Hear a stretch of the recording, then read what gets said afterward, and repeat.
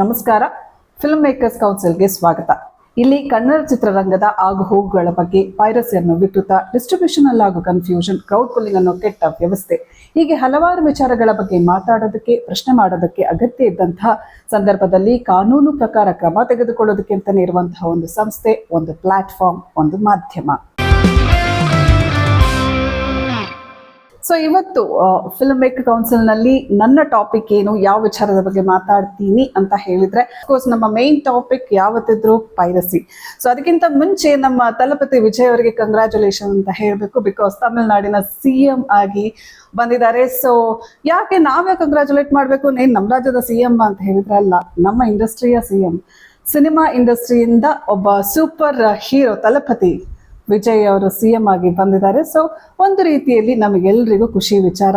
Of course ನಮ್ಮ ನಡುವೆ ಗಡಿ ವಿವಾದಗಳಿವೆ, ಜಾತಿ ವಿವಾದಗಳಿವೆ, ಧರ್ಮ ವಿವಾದಗಳಿವೆ, ಬಟ್ ಅದನ್ನೆಲ್ಲವನ್ನ ಮೀರಿ ಒಂದು ಪವರ್ಫುಲ್ ಪೊಸಿಷನ್ಗೆ ಒಬ್ರು ಬಂದಿದ್ದಾರೆ. ಅದು ತಮಿಳ್ನಾಡಿನವರು. ಆಕ್ಚುಲಿ ಸಿನಿಮಾ ರಂಗದವ್ರನ್ನ ಎಷ್ಟು ಪ್ರೀತಿಸ್ತಾರೆ ಅನ್ನೋದಕ್ಕೆ ಇದೊಂದು ಸಾಕ್ಷಿ. ಸೊ ಸಿನಿಮಾದಲ್ಲಿರೋರೆಲ್ಲ ರಾಜಕೀಯಕ್ಕೆ ಬಂದುಬಿಟ್ರೆ ಅವ್ರೇನು ರಾಜ್ಯ ಮಾಡ್ಬಿಡ್ತಾರ ಅಥವಾ ಅಭಿವೃದ್ಧಿ ಮಾಡ್ಬಿಡ್ತಾರ, ಅವ್ರಿಗೆ ಏನ್ ಪ್ಲಾನ್ ಇರುತ್ತೆ, ಸಿನಿಮಾದಲ್ಲಿ ಆಕ್ಟಿಂಗ್ ಮಾಡಿದಷ್ಟು, ಫೈಟ್ ಮಾಡಿದಷ್ಟು ಈಸಿನಾ ಅಂತ ಹೇಳೋರಿಗೆ ಅಫ್ಕೋರ್ಸ್ ಅವ್ರಿಗೆ ಬ್ಯಾಕಪ್ ಪ್ಲಾನ್ ಇದ್ದೇ ಇರುತ್ತೆ. 100% ಎಷ್ಟು ವರ್ಷದ ಯೋಚನೆಗಳೇನೋ ಅವ್ರದ್ದು. ಬಿಕಾಸ್ ಅವರೇ ಹೇಳ್ದಿದ್ದಾಗೆ ಅವರಿಗೆ ಸೋಷಿಯಲ್ ವರ್ಕ್ ಮಾಡಬೇಕು, ಜನರಿಗೆ ಸಹಾಯ ಮಾಡಬೇಕು ಅನ್ನೋ ಆಸೆ ಇತ್ತು. ಆದರೆ ಅದನ್ನ ಮಾಡಬೇಕಾದಾಗ ಹಣನೂ ಇದ್ರೂ ರಿಸ್ಟ್ರಿಕ್ಷನ್ ಇತ್ತು. ಸೊ ಪವರ್ ಬೇಕು ಅಂತ ಇತ್ತು, ಅದಕ್ಕೆ ಫೋಕಸ್ ಮಾಡಿದ್ರು. ಸೊ ಇವತ್ತು ಆ ಸ್ಥಾನದಲ್ಲಿ ಕೂತಿದ್ದಾರೆ. ಸೊ ನಾವ್ಯಾಕೆ ಅದ್ರ ಬಗ್ಗೆ ಮಾತಾಡಬೇಕು ಅಂತ ಹೇಳಿದ್ರೆ, ನಾವು ಸಿನಿಮಾನ ಮಾಡಬೇಕಾದಾಗ, ಇತ್ತೀಚಿನ ದಿನಗಳಲ್ಲಿ ರಿಲೀಸ್ ಮಾಡಬೇಕಾದಾಗ ನಾವು ಸಿನಿಮಾವನ್ನ pan India cinema, global reach ಅಂತ ಮಾತಾಡ್ತೀವಿ. ಸೊ ಒಬ್ಬ ಸಿನಿಮಾ ಕ್ಷೇತ್ರಕ್ಕೆ ಸೇರಿದ ವ್ಯಕ್ತಿ ಸೌತ್ ಇಂಡಿಯಾದಿಂದ ಒಬ್ಬ CM ಆಗಿ ಆಯ್ಕೆ ಆಗಿದ್ದಾರೆ. ಸೊ ಅವರಿಗೂ ಸಿನಿಮಾ ಇಂಡಸ್ಟ್ರಿ ಬಗ್ಗೆ ಫೋಕಸ್ ಮಾಡಬಹುದು. ಬಿಕಾಸ್ ಸಿನಿಮಾ ಕ್ಷೇತ್ರದ ಎಲ್ಲ ರೀತಿಯ ಲೂಪ್ ಹೋಲ್ಗಳು ಅವರಿಗೆ ಗೊತ್ತಿರುತ್ತೆ. ಇತ್ತೀಚೆಗೆ ಅವರ ಜನನಾಯಕನ್ ಸಿನಿಮಾ ಪೈರಸಿಗೆ ತುತ್ತಾದಾಗ ಅದರ ಒಂದು ಪೆಟ್ಟುಗಳು, ಅದರಿಂದ ಆದಂಥ ಕಹಿ ಅನುಭವ ಗೊತ್ತಿದೆ. ಅದನ್ನ ಪೈರಸಿ ಮಾಡಿದವರನ್ನ ಕ್ಯಾಚ್ ಮಾಡಿದ್ರು ಈ ಇಂಡಸ್ಟ್ರಿನಲ್ಲಿ ಎಷ್ಟೊಂದು ಸಿನಿಮಾಗಳು ಪೈರಸಿ ಆಗುತ್ತೆ. ಸೊ ಜನನಾಯಕನ ಒಂದು ದೊಡ್ಡ ಬಜೆಟ್ ಸಿನಿಮಾ, ಅದು ಅವ್ರಿಗೆ ಅಷ್ಟರ ಮಟ್ಟಿಗೆ ಏನು ನೋವಾಗಿರುತ್ತಾ ಅಥವಾ ಲಾಸ್ ಆಗಿರುತ್ತಾ ಗೊತ್ತಿಲ್ಲ. ಬಿಕಾಸ್ ಅವರಿಗೆ ಅದನ್ನ ತಡೆದು ಹಿಡಿಯುವಂಥ ಶಕ್ತಿ ಇರುತ್ತೆ. ಆದರೆ ಚಿಕ್ಕ ಚಿಕ್ಕ ಸಿನಿಮಾಗಳು ಪೈರಸಿ ಆದಾಗ ಯಾವ ರೀತಿಯ ನೋವುಗಳು ಅನುಭವಿಸಬಹುದು ಅನ್ನೋದು ಕೂಡ ಅವ್ರಿಗೆ ಗೊತ್ತಿರುತ್ತೆ. ಬಿಕಾಸ್ ವಿಜಯ್ ಅವರು ಒಂದೇ ದಿನದಲ್ಲಿ ಸೂಪರ್ ಹೀರೋ ಆದವರಲ್ಲ. ಸೊ ಹಾಗಾಗಿ ಸಿನಿಮಾ ಇಂಡಸ್ಟ್ರಿಯ ಒಬ್ಬ ವ್ಯಕ್ತಿ CM ಆಗಿ ಕೂತಾಗ ಸಿನಿಮಾ ಇಂಡಸ್ಟ್ರಿ ಅಭಿವೃದ್ಧಿ ಅಂದ್ರೆ ಎಂಟೈರ್ ಇಂಡಿಯನ್ ಸಿನಿಮಾ ಇಂಡಸ್ಟ್ರಿ ಬಗ್ಗೆ ಆತ ಖಂಡಿತವಾಗ್ಲೂ ಗಮನ ಹರಿಸುವ ಒಂದು ಅವಕಾಶ ಅವರಿಗಿದೆ. ಪೈರಸಿ ವಿಚಾರ ಇರ್ಬೋದು, ಇತ್ತೀಚಿನ ದಿನಗಳಲ್ಲಿ ರಿಲೀಸ್ ಆದ ಸಿನಿಮಾಗಳು ಜಾಸ್ತಿ ದಿನ ನಿಂತ್ಕೊಳ್ತಾ ಇಲ್ಲ, ಥಿಯೇಟರ್ ಸಮಸ್ಯೆಗಳಿರ್ಬೋದು ಅಥವಾ ಡಿಸ್ಟ್ರಿಬ್ಯೂಷನ್ ಸಮಸ್ಯೆಗಳಿರ್ಬೋದು, ಅಥವಾ ಸಿನಿಮಾ ಇಂಡಸ್ಟ್ರಿನಲ್ಲಿ ಎಷ್ಟೇ ಕೆಲಸ ಮಾಡಿದ್ರು ಕೆಲವರಿಗೆ ಸರಿಯಾಗಿ ನೆಲೆನೂ ಸಿಗ್ತಾ ಇರಲ್ಲ. ಸೊ ಅಂಥವರ ಕಡೆನೂ ಕೂಡ ಒಂದಷ್ಟು ಗಮನ ಹರಿಸ್ಬೋದು. ನ್ಯಾಷನಲ್ ವೈಸ್ ಕೇಂದ್ರ ಸರ್ಕಾರಕ್ಕೆ ಅವರು ಮನವಿ ಸಲ್ಲಿಸ್ಬೋದು. ಆ್ಯಕ್ಚುಲಿ ನಾವೆಲ್ಲ ಇವಾಗ ಹೋಗಿ ನಮ್ಮ ಕರ್ನಾಟಕ ಇಂಡಸ್ಟ್ರಿಯಿಂದ ತೊಗೊಂಡ್ರೆ ರಕ್ಷಿತಾ ಅವರಿರ್ಬೋದು, ಪ್ರೇಮ್ ಅವರಿರ್ಬೋದು, ಸುದೀಪ್ ಅವರಿರ್ಬೋದು, ಅಥವಾ ಇತ್ತೀಚೆಗೆ ಜಗ್ಗೇಶ್ ಮತ್ತೆ ತನಿಷಾ ಕುಪ್ಪಂಡ್ ಅವರ ಕೋಣ ಸಿನಿಮಾ ರಿಲೀಸ್ ಆದಾಗ ಪೈರಸಿ ಆಯಿತು ಅಂತ ಒಂದಷ್ಟು ದಿನ ಬಾಯ್ ಪಡ್ಕೊಂಡ್ರು. ಬಿಕಾಸ್ ಅದು ಅವರ ಸಿನಿಮಾ ರಿಲೀಸ್ ಆಗಿತ್ತು, ಅದರ ನೋವು ಆ ಕ್ಷಣಕ್ಕೆ ಅವರಿಗಿತ್ತು, ಆಮೇಲೆ ಅವ್ರು ಮರ್ತೆ ಬಿಟ್ರು. ಬಿಕಾಸ್ ಅವ್ರಿಗೆ ಒಂದಷ್ಟು ಅವರ life, I am not saying it is easy, ಆದರೆ ಅವರಿಗೆ ಮತ್ತೊಂದು ಸಿನಿಮಾಗಳು, ಮತ್ತೊಂದಷ್ಟು ಕಮಿಟ್ಮೆಂಟ್ಗಳು ಆಗ್ತಾ ಇರುತ್ತೆ. ಸೊ ಹಾಗಾಗಿ ಅವರಿಗೆ ಅದರ ಹೊಡೆತ ಜಾಸ್ತಿ ಬಿದ್ದಿರಲ್ಲ. ಸೊ ಅವ್ರ ಸಿನಿಮಾಕ್ಕೆ ಅವರು ಪೈರಸಿ ಆದಾಗ ಅದನ್ನು ವಿರೋಧಿಸಿದ್ರು, ಮತ್ತೆ ತಣ್ಣಗಾಗ್ಬಿಟ್ರು. ಬಟ್ ಎಷ್ಟೊಂದು ಸಿನಿಮಾಗಳು ಪೈರಸಿಯಿಂದಾಗಿನೇ ಬಿಸ್ನೆಸ್ ಆಗದೆ ಇರುವಂತಹ ಒಂದು ಸಂದರ್ಭಗಳು ಬಂದಿವೆ. ಬಿಕಾಸ್ ನಿಮ್ಮ ಸಿನಿಮಾಗಳು ಇಂತಿಂಥ ವೆಬ್ಸೈಟ್ಗಳಲ್ಲಿದೆ, ಇದನ್ನ ಆನ್ಲೈನ್ ಆಲ್ರೆಡಿ ನೋಡ್ಬಿಟ್ಟಿದ್ದೀವಿ, ಟೆಲಿಗ್ರಾಮಲ್ಲಿ ಓಪನ್ ಮಾಡಿದರೆ ಸಾಕು ಸಿಕ್ಕಿಬಿಡುತ್ತೆ. ಸ್ಟೂಡೆಂಟ್ಸ್ಗಳನ್ನ ಕೇಳಿದಾಗ ಹೌದು ನಿಮ್ಮ ಸಿನಿಮಾ ನೋಡಿದ್ದೀವಿ, ಎಲ್ಲಿ ನೋಡಿದ್ದೀರಾ ಅಂತ ನೀವು ಕಣ್ಣರಳಿಸಿ ಖುಷಿಯಿಂದ ಕೇಳಿದಾಗ ಯಾವುದೋ ಒಂದು ಲಿಂಕ್ ತೋರಿಸ್ಬಿಟ್ಟು ಇದ್ರಲ್ಲಿ ನೋಡ್ಬಿಟ್ಟಿದ್ದೀವಿ ಅಂತ ಹೇಳ್ತಾರೆ. ಪಾಪ ಅವ್ರ ಪ್ರಕಾರ ಇದೊಂದು officially kind of OTT platform ಅಂತ ಅಂದ್ಕೊಂಡಿರ್ತಾರೆ. ಸೊ ಇಂಥದ್ದನ್ನೆಲ್ಲ ತಡೆ ಹಿಡಿಯುವಂತಹ ಒಂದು ಆಪ್ಷನ್ ನಮ್ಮ ಹೊಸ ತಮಿಳ್ನಾಡಿನ CM ಅವರಿಗೆ ಆ್ಯಕ್ಚುಲಿ ಎಂಟೈರ್ ಸಿನಿಮಾ ಇಂಡಸ್ಟ್ರಿಯನ್ನು ರೆಪ್ರೆಸೆಂಟ್ ಮಾಡಿ ಕೇಂದ್ರ ಸರ್ಕಾರಕ್ಕೆ ಮನವಿ ಸಲ್ಲಿಸಿ. Because is politically powerful now. So ಹಾಗಾಗಿ ಈ ಒಂದು ಖುಷಿ ಎಲ್ಲ ಒಂದ್ ಕಡೆ ನಮಗೆ FMC ಇಂದ ನಮಗೊಂದು ಆಸೆ, ಬಿಕಾಸ್ ನಾವು ಆಲ್ವೇಸ್ ನಮ್ಮ ಸಿನಿಮಾ ರಿಲೀಸ್ ಆದಲ್ಲಿಂದ ಪೈರಸಿ ವಿರುದ್ಧ ಹೋರಾಡ್ತಿದೀವಿ, ಎಷ್ಟೊಂದು ಲಿಂಕ್ಗಳನ್ನ ಬ್ಲಾಕ್ ಮಾಡಿದೀವಿ, ಒಂದಷ್ಟು ಕೇಸ್ ಹಾಕಿಸ್ಕೊಂಡಿದೀವಿ, ಕೋರ್ಟಲ್ಲಿ ರೆಪ್ರೆಸೆಂಟ್ ಮಾಡ್ತಾ ಇರ್ತೀವಿ. ಇವ್ರಿಗೇನು ಕೆಲಸ ಇಲ್ವಾ ಅಂತ ಕಮೆಂಟ್ಗಳು ಹಾಕ್ತಾ ಇರ್ತಾರ. ಒಂದಷ್ಟು ಜನ ಯಾಕ್ರಿ ಬೇರೆ ಸಿನಿಮಾ ಮಾಡ್ರಿ ಅಥವಾ ಬೇರೆ ಏನಾದ್ರು ಕೆಲಸ ಮಾಡ್ರಿ, ನಿಮಗೆ ಯಾಕ್ರಿ ಪೈರಸ್ ಆದ್ರೆ ಹಿಡಿಯಕ್ಕಾಗುತ್ತಾ ಅಂತ ದೊಡ್ಡವರು ಹೇಳಿ ನಾವು ಆಯ್ತಾಯ್ತು ನೆಕ್ಸ್ಟ್ ಟೈಮ್ ಮಾತಾಡೋಣ ಅಂತ ಹೇಳಿ ನಮ್ಮನ್ನು ಕಳಿಸಿದ್ದು ಇದೆ. ಇಂಥ ಅನುಭವಗಳ ಜೊತೆ ಒಬ್ರು ಇಂಥ ವ್ಯಕ್ತಿ CM ಆದಾಗ ಎಲ್ಲ ಒಂದು ಕಡೆ ಹೋಪ್ಸ್. ಹಾಗಾಗಿ FMC ಮೂಲಕ ಈ ಒಂದು ವಿಚಾರವನ್ನ ತಗೊಂಡು ಮಾತಾಡ್ತಾ ಇದ್ದೇನೆ. ಬಿಕಾಸ್ ನಮ್ಮ ಆಸೆ ನಮ್ಮ ಇಂಡಿಯನ್ ಇಂಡಸ್ಟ್ರಿಯಿಂದ ಐ ಥಿಂಕ್ ಗ್ಲೋಬಲಿ ಈ ಪೈರಸಿ ಅನ್ನೋದನ್ನು ಕಂಪ್ಲೀಟ್ ಡೆಮಾಲಿಷ್ ಆಗಿ ಚಿಕ್ಕ ಸಿನಿಮಾ ಬಂದ್ರೂ ಅದು ಎಲ್ಲೂ ಲೀಕ್ ಆಗದೆ ಜನರಿಗೆ ಒಂದಷ್ಟು ಜನ ಒಂದು 50 ಜನರು ನೋಡ್ತಾರೆ ಇರ್ಬೋದು, ಬಟ್ ಅವ್ರು ಥಿಯೇಟ್ರಲ್ಲೋ OTT ಯಲ್ಲೇ ನೋಡಬೇಕು ಅಂತ ಆಸೆಪಟ್ಟು ಅಷ್ಟಾದ್ರೂ ಡಿಮಾಂಡ್ ಆ ಸಿನಿಮಾಕ್ಕೆ ಸಿಕ್ಕಿ ಅದನ್ನ ರೈಟ್ಸೋ TV ರೈಟ್ಸೋ ಅಥವಾ OTT ಗಳಲ್ಲೋ ಅಥವಾ ಥಿಯೇಟ್ರಲ್ಲಿ ಅಟ್ಲೀಸ್ಟ್ ಒಂದಷ್ಟು ಜನ ಬಂದು ನೋಡಿದರೆ ಆ ಸಿನಿಮಾ ಮಾಡೋರಿಗೆ, ಪ್ರೊಡ್ಯೂಸರ್ಗೆ, ಬಂಡವಾಳ ಹಾಕಿದವರಿಗೆ ಮತ್ತೆ ಸಿನಿಮಾ ಮಾಡಿದ ನಿರ್ದೇಶಕನಿಗೂ ಕೂಡ ಒಂದು ಶಕ್ತಿ ಇರುತ್ತೆ ಮತ್ತೊಂದಷ್ಟು ಸಿನಿಮಾಗಳನ್ನು ಮಾಡೋಣ ಅಂತ ಹೇಳ್ಕೊಂಡು. ಸೊ ಇದ್ರ ಜೊತೆಗೆ ನಮ್ಮ ಡಿಜಿಟಲ್ ಮೀಡಿಯಾಗಳು ಇತ್ತೀಚಿನ ದಿನಗಳಲ್ಲಿ ನಾನು ಡಿಜಿಟಲ್ ಮೀಡಿಯಾ ಅನ್ನೋದಕ್ಕಿಂತ ಈ ಸೋಷಿಯಲ್ ಮೀಡಿಯಾ ಬೆಳವಣಿಗೆ ಆದಂತೆ ಎಷ್ಟು ಪಾಸಿಟಿವ್ ಇರುತ್ತೆ ಅಷ್ಟೇ ನೆಗೆಟಿವ್ ಇದೆ. ಎಲ್ಲರೂ ಇದು ಆಲ್ರೆಡಿ ಒಂದು ಹಳೆ ಟಾಪಿಕ್, ಬಟ್ ಸ್ಟಿಲ್ ನಾನು ಹೇಳ್ತಾ ಇರೋದು ಅದರಲ್ಲಿ ಎಸ್ಪೆಷಲಿ ಸಿನಿಮಾ ಇಂಡಸ್ಟ್ರಿಗೆ ಸಂಬಂಧಪಟ್ಟ ವಿಚಾರಗಳು ಅಂತ ಬಂದಾಗ ಬೇಡದೇ ಇರುವಂತಹ ವಿಚಾರಗಳಿಗೆ ಅಗತ್ಯ ಇಲ್ದೇನೆ ಇರುವಂತಹ ಒಬ್ಬ ವ್ಯಕ್ತಿ ಮುಂದೆ ತಗೊಂಡೋಗಿ ಮೈಕ್ ಇಟ್ಕೊಂಡು ನಿಂತ್ಕೊಳ್ಳೋದು, ಆತ ಒಬ್ಬ ಪ್ರೆಸ್ ಮೀಟ್ ಕರೀತಾನೋ ಇಲ್ವೋ ಅಥವಾ ಆತ ತನ್ನ ಒಪಿನಿಯನ್ ಅನ್ನು ಹಿಂಗೆ ಒಂದು ಮಾಡಬೇಕು ಅಂತ ಇದನ್ನಿಂದ ಶೇರ್ ಮಾಡಿದ್ರೆ ಸಾಕು ಹೋಗಿ ಪ್ರೆಸ್ಗಳು ಮೈಕ್ ಹಿಡ್ಕೊಂಡು ನಿಂತ್ಕೊಬಿಡೋದು. ಫಾರ್ ಎಕ್ಸಾಂಪಲ್ ಮಲ್ಲು ಸರ್, ದಯವಿಟ್ಟು ನಿಮ್ಮ ಬಗ್ಗೆ ನಮಗೆ ಯಾವುದೇ ರೀತಿಯಲ್ಲಿ ಪರ್ಸನಲ್ ಆಗಿ ಕಹಿ ಅನುಭವಗಳು ಏನೂ ಇಲ್ಲ. ನೀವು ಅನುಭವಿಸಿದ್ದು ನೀವೊಂದಷ್ಟು ಕಾಲಗಳ ಕಾಲ ಎಲ್ಲ ಹೋಗಿ ಇದ್ದಿದ್ದು ಅಂದರೆ ಒಂದು ರೀತಿಯಲ್ಲಿ ಕಣ್ಣಿಗೆ ಕಾಣಿಸ್ದೆ ಅನ್ನೋ ರೀತಿಯಲ್ಲಿ ಎಲ್ಲೋ ತಲೆಮರೆಸ್ಕೊಂಡು ಇದ್ದೀವಿ ಅನ್ನೋದನ್ನ ನೀವೇ ಪ್ರೆಸ್ ಮೀಟಲ್ಲಿ ಹೇಳಿದ ಕಾರಣ ಅದನ್ನ ಹೇಳ್ತಾ ಇರೋದು. ಅದಕ್ಕೋಸ್ಕರ ಒಂದಷ್ಟು ರೆಪ್ಯೂಟೆಡ್ ಏನೋ ಮೀಡಿಯಾಗಳು, ಅದು ಪೇಪರ್ ಇರ್ಬೋದು, ಟಿವಿಗಳಿರ್ಬೋದು, ಡಿಜಿಟಲ್ ಮಾಧ್ಯಮಗಳಿರ್ಬೋದು, ಮೈಕ್ ಹಿಡ್ಕೊಂಡು ನೀವು ಯಾಕಲ್ಲಿ ನಿಂತಿದ್ರಿ, ಎಷ್ಟು ದಿನ ಇದ್ರಿ, ಯಾಕಿದ್ರಿ, ಹೇಗಿತ್ತು ಅನುಭವ, ಯಾಕೆ ಬೇಕು.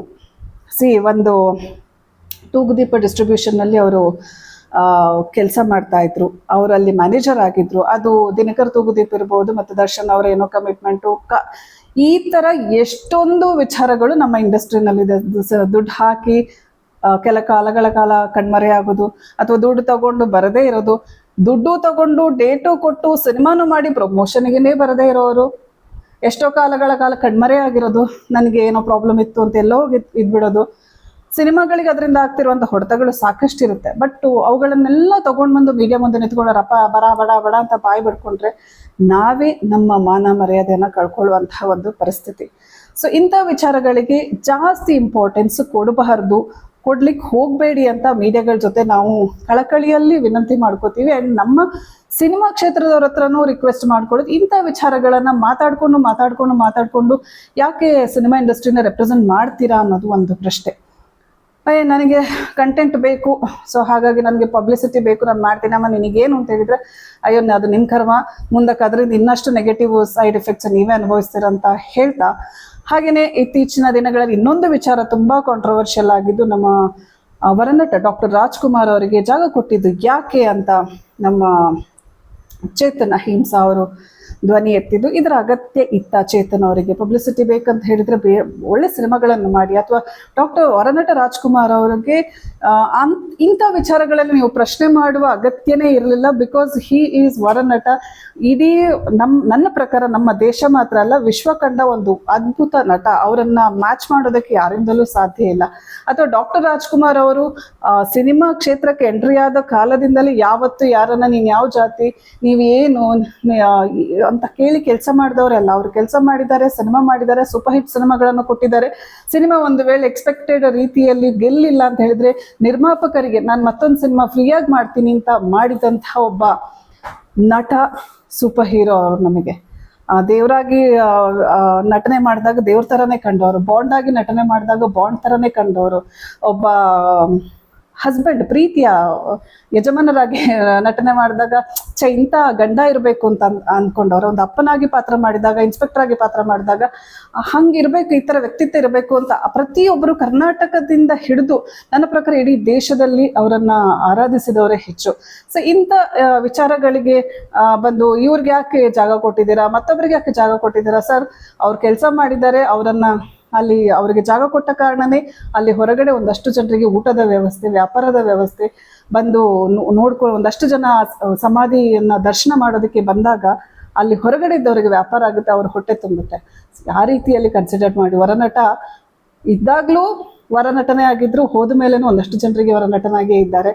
ಅವರ ಏನು ಆಶೀರ್ವಾದದಿಂದನೇ ಒಂದಷ್ಟು ಜನ ಬೆಳೀತಾ ಇದ್ದಾರೆ. ಸೊ ಇದೆಲ್ಲ ಪ್ರಶ್ನೆ ಮಾಡಿಕೊಂಡು ಇಂಥದನ್ನ ಅವರು ಅಡ್ರೆಸ್ ಮಾಡಿದಾಗ ಅವ್ರ ಮುಂದೆ ಮೈಕ್ ಹಿಡ್ಕೊಂಡು ಇದನ್ನ ಒಂದು ದೊಡ್ಡ ವಿಚಾರವಾಗಿ ಮಾಡಿ ಅಪೋಸ್ ಮಾಡಿ ಅವ್ರಿಗೆ ಹೊಡೆಯೋದು, ಬಡಿಯೋದು, ಹೊಗಳೋದು, ತೆಗಳೋದು, ಅವ್ರ ಜೊತೆ ಒಂದಷ್ಟು ಜನ ನಿಂತ್ಕೊಳ್ಳೋರು.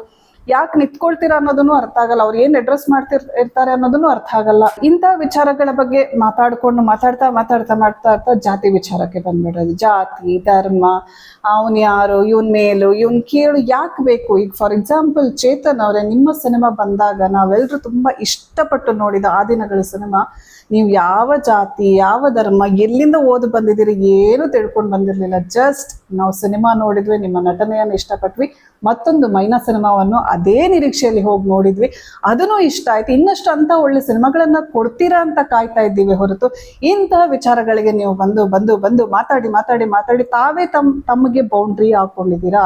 ತಾವೇ ತಮಗೆ ಯಾವಾಗ ನನಗೆ ಬಾಯ್ಕಾಟ್ ಹಾಕ್ತೀರಾ ಅಂತ ಇಶ್ಯೂ ಮಾಡ್ತೀರಾ, ಯಾವಾಗ ನನಗೆ ಒಡೆದು ಇಶ್ಯೂ ಮಾಡ್ತೀರಾ ಅಂತ ನೀವು ಕಾಯ್ತಾ ಇದ್ದೀರಾ. ಕನ್ನಡ ಇಂಡಸ್ಟ್ರಿಯಲ್ಲಿ ಕನ್ನಡದ ಜನಗಳು ನಿಮಗೆ ಕೈ ಹಿಡಿದು ಮುಂದೆ ಕರ್ಕೊಂಡು ಬಂದಿದ್ದಾರೆ, ಒಳ್ಳೆ ಸಿನಿಮಾ ಮಾಡಿ ಸರ್, ನಾವು ಕಾಯ್ತಾ ಇದ್ದೀವಿ ಅಂತ ಹೇಳ್ಕೊಂಡು. ದಯವಿಟ್ಟು ಇಂಥ ವಿಚಾರಗಳಿಗೆ ತಲೆ ಕೆಡಿಸ್ಕೊಳ್ಬೇಡಿ. ಅಫ್ಕೋರ್ಸ್ ಸಮಾಜದಲ್ಲಿ ಏನಾದರೂ ತೊಂದರೆ ಆದಾಗ ದಯವಿಟ್ಟು ಧ್ವನಿ ಎತ್ತಿ, ಎಲ್ಲಿ ಧ್ವನಿ ಎತ್ತಬೇಡಿ ಅಂತ ಹೇಳ್ಬೇಡ. ಆದರೆ ಅನಗತ್ಯ ವಿಚಾರಗಳಿಗೆ, ಇಲ್ಲಿ ಪೈರಸಿ ವಿಚಾರ ಇರ್ಬೋದು ಅಥವಾ ಸಾಕಷ್ಟು ಇಶ್ಯೂಗಳನ್ನು ಸಿನಿಮಾ ಇಂಡಸ್ಟ್ರಿ ಫೇಸ್ ಮಾಡ್ತಾ ಇದೆ. ಸಿನಿಮಾ ವಿಚಾರಗಳಿಗೆ ಸಂಬಂಧಪಟ್ಟ ತೂಕ ಇರುವ, ನಿಜವಾಗ್ಲೂ ಸಮಸ್ಯೆ ಇರೋ ವಿಚಾರಗಳಿಗೆ ದಯವಿಟ್ಟು ಧ್ವನಿ ಎತ್ತಿ ಜಾಯ್ನ್ ಆಗಿ ನಮ್ಮ ಜೊತೆನೋ, ಅಥವಾ ನಾವು ನಿಮ್ಮ ಜೊತೆ ಜಾಯ್ನ್ ಆಗ್ತೀವಿ. ನಾವು ನಮ್ಮ ಜೊತೆ ಜಾಯ್ನ್ ಆಗಿ ಅಂತ ಕೇಳುವಷ್ಟು ನಾವು ದೊಡ್ಡದಾಗಿ ಬೆಳೆದಿಲ್ದಿದ್ರು ನಿಮ್ಮ ಜೊತೆ ಜಾಯ್ನ್ ಆಗೋದಕ್ಕೆ ನಮಗೆ ಇಷ್ಟ ಇದೆ. ಯಾವಾಗ ಸಿನಿಮಾ ವಿಚಾರ, ಸಿನಿಮಾ ಪೈರಸಿ ಇರ್ಬೋದು, ಡಿಸ್ಟ್ರಿಬ್ಯೂಷನ್ ವಿಚಾರ ಇರ್ಬೋದು, ಕೆಟ್ಟದಾಗಿ ಕ್ರೌಡ್ ಪುಲ್ಲಿಂಗ್ ನಡೀತಾ ಇರೋ ವಿಚಾರಗಳಿರ್ಬೋದು, ಇಂತಹ ವಿಚಾರಗಳಿಗೆ ಖಂಡಿತವಾಗ್ಲೂ ಮಾತಾಡೋಣ. ದಯವಿಟ್ಟು ಇಂಥ ವಿಚಾರಗಳಿಗೆ ಟೈಮ್ ವೇಸ್ಟ್ ಮಾಡಿಕೊಂಡು, ತಲೆ ಕೆಡಿಸ್ಕೊಂಡು, ತಾವು ಬಯಸ್ಕೊಂಡು, ನಾವು ಕೂತ್ಕೊಂಡು ನಿಮಗೆ ಬೈವಾಗೆ ಚಿಲ್ದೆ ಪಿಲ್ರೆ ಜನಗಳು ನಿಮಗೆ ಬೈವಾಗಿ ಮಾಡ್ಕೋಬೇಡಿ. Because you have given super hit movie star industry. ಅದರಿಂದ ಸಿನಿಮಾ ನಿರ್ಮಾಪಕರಿಗೆ ಬಿಸ್ನೆಸ್ ಆಗಿದೆ, ಕನ್ನಡ ಸಿನಿಮಾ ಇಂಡಸ್ಟ್ರಿಗೆ ಒಂದಷ್ಟು ಹೋಪ್ಸ್ ಇತ್ತು, ನಿಮ್ಮಿಂದ ಒಳ್ಳೆ ಸಿನಿಮಾಗಳು ಬರುತ್ತೆ ಅಂತ. ದಯವಿಟ್ಟು ಆ ನಿರೀಕ್ಷೆಗೆ ಏನು ಪಾಸಿಟಿವ್ ಆಗಿರಿ.